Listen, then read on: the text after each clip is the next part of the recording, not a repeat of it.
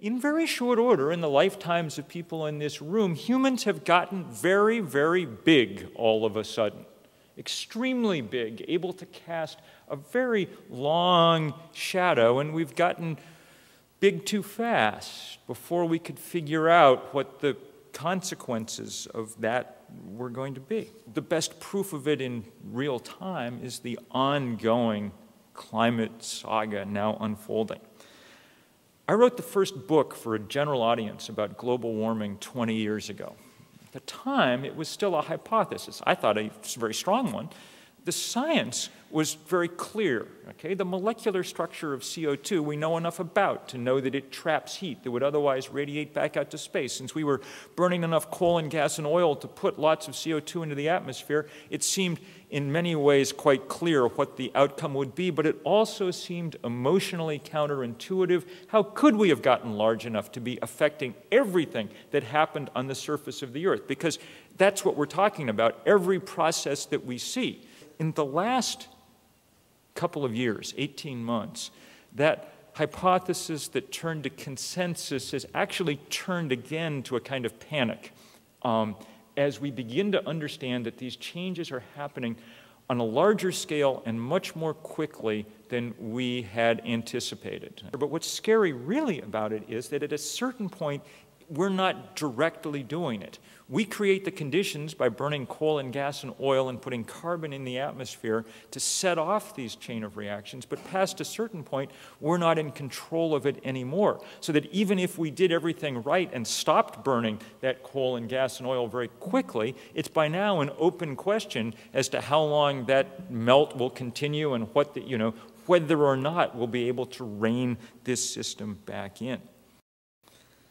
We have a number, finally, to express this, and this is this most important number in the world that I've been describing.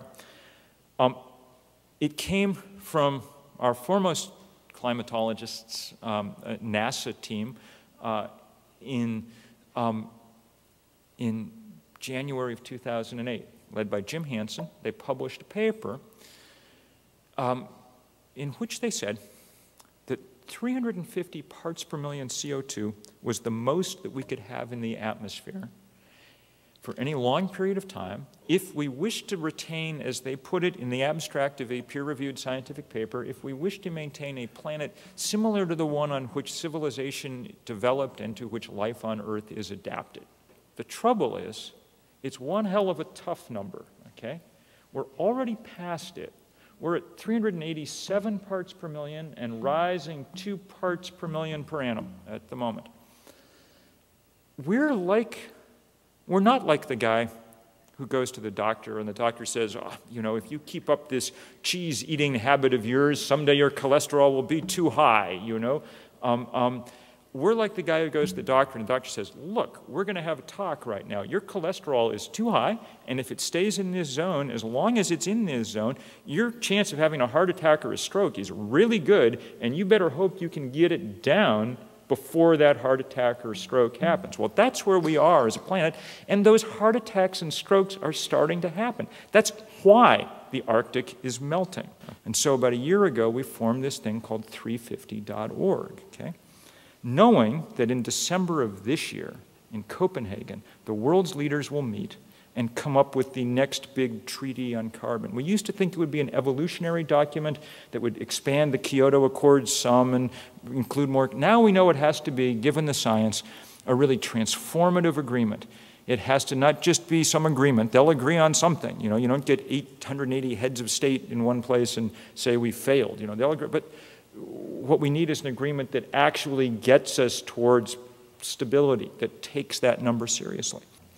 October 24th is the day we've picked for a day of global action on 350, okay? Because it's about 6 weeks before Copenhagen, and we need to take that most important number and make it the most visible number in the world. And there are going to be thousands of actions that day. We sent out the first letter about this 2 days ago out around the web, and we've already got 200 and some registered actions in 25 countries. That'll grow exponentially as the weeks go on if you guys help.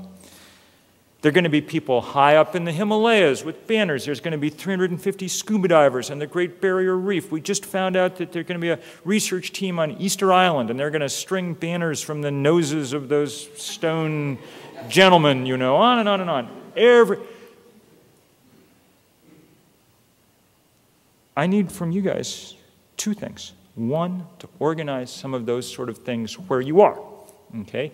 Here in New Haven or wherever you're from, or through whatever groups and communities you belong to. There's absolutely no guarantee that this strategy will work. In fact, there's absolutely no guarantee any strategy will work. It is possible that we have waited too long to get started. There are scientists who say the physical momentum of these systems is great enough that it's too late to meaningfully arrest them, and we're going to see. The best science indicates that there is still a window of opportunity, albeit a narrow one, albeit closing. All right?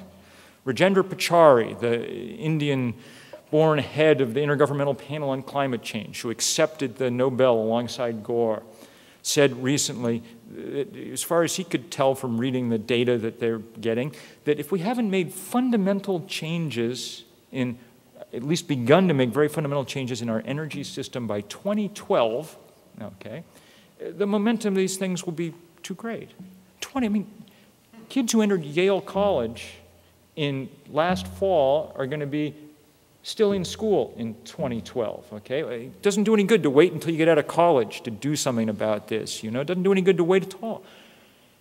And that's the thing that makes it different from any kind of movement that we've had to build before. The arc of the physical universe is short and it bends toward heat.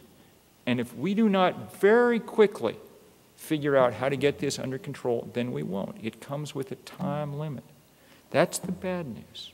The good news is that all over the world, people are beginning to figure that out and beginning to step up. And much of it's coming from young people, but it can't come from young people alone. It needs to come from every kind of people. And you have it within you to help enormously in that process. And I hope very, very much that you will, and I thank you in advance for it. Thank you.